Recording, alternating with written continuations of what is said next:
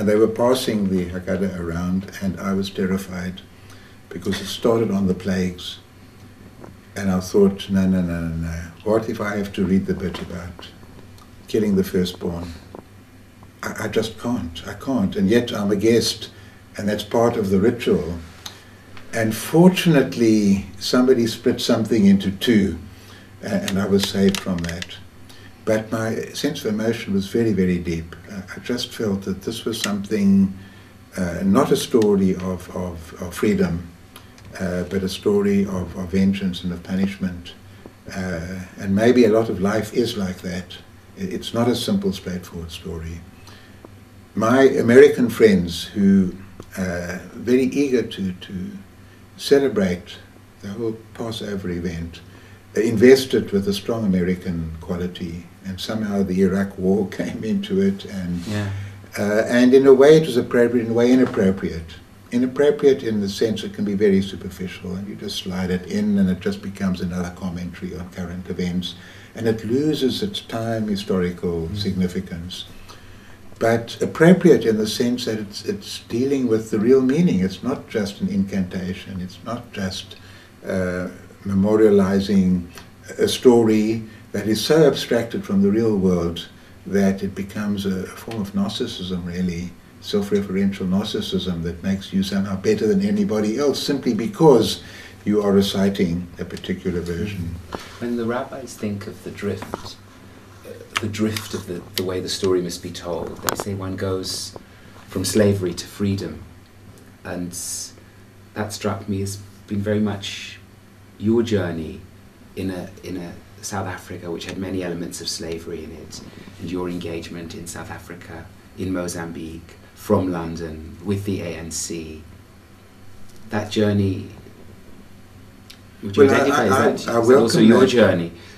I certainly welcome that analogy in the sense of it was my journey, but not just Albie's journey. It was the journey of a generation of people who came together from very different backgrounds, and from oppression to democracy to freedom, and freedom captured in terms of a very beautiful, wonderful constitution that is very idealistic but also very pragmatic and very focused on the real ways in which power can be abused today.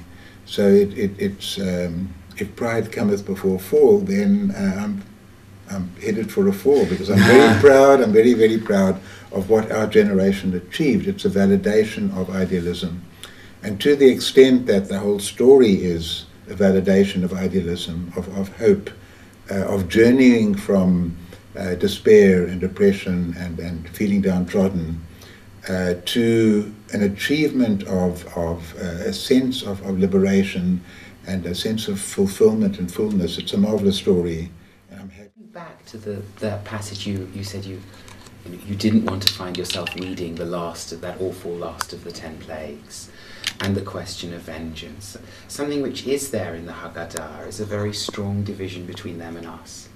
The Egyptians on the one hand and the Jews, and thereafter a sense that this is how the world is. There are persecutors and there are persecuted. I was rereading your book, and you were describing the only kind of vengeance you wrote there that would be meaningful to you would be a history that takes one beyond those antagonisms.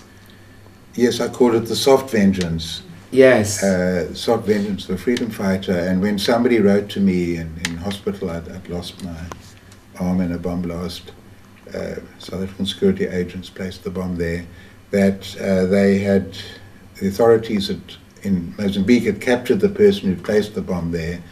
And I just said to myself, if he's put on trial and the evidence is insufficient to convict him and he's acquitted, I said that will be my soft vengeance, because it means the rule of law applies. We've gained something that's permanent and lasting. It's more important than that one rascal be locked up.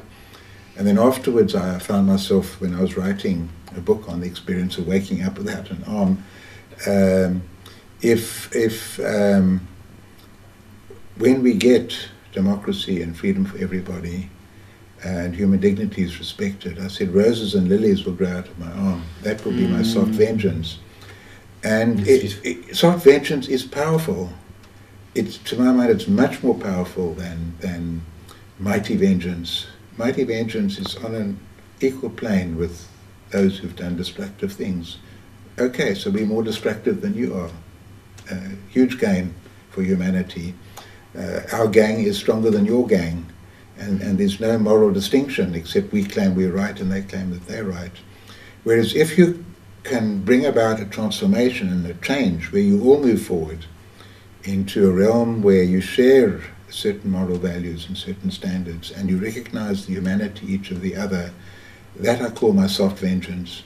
And to me, it's not, I don't mind, I was called a sissy many times in my life, but it's not that sissy stuff in terms of which you run away from, you balk at confronting evil and conflict and difficulties in life. To my mind, it's a more powerful way of grasping the difficulties and dealing with them in a positive manner. And we got a country that way. It's not just my personal happenstance ideas. There's a tradition of a fifth cup at the Seder, which one doesn't drink, but if one were to, it would celebrate the sense that the ultimate freedom is the freedom of all, the end to that distinction between oppressed and oppressor, because nobody is oppressed. You remind me of that. A dream, really. Yes, yes, and it's a dream that's not, I mean, it's remote in the sense it's something to be achieved, but it's not so distant as to be out of this world. It's the striving in this world to get there. The problem with striving is striving can often be very tunneled, very narrow, very strict and very forbidding. So maybe it's an eagerness to embrace the concept and the ideal, to live by it, to make it, to normalize the abnormal peace, if you like. In Jewish life, the memory of the Exodus from Egypt is one of the things it's referred to in daily prayer, it's referred to at every festival, and it struck me that it's a kind of moral touchstone.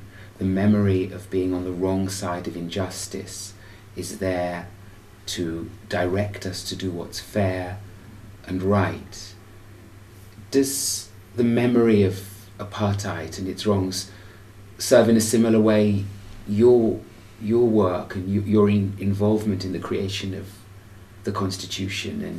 And very, very much so. I mean, constitutions are about never again.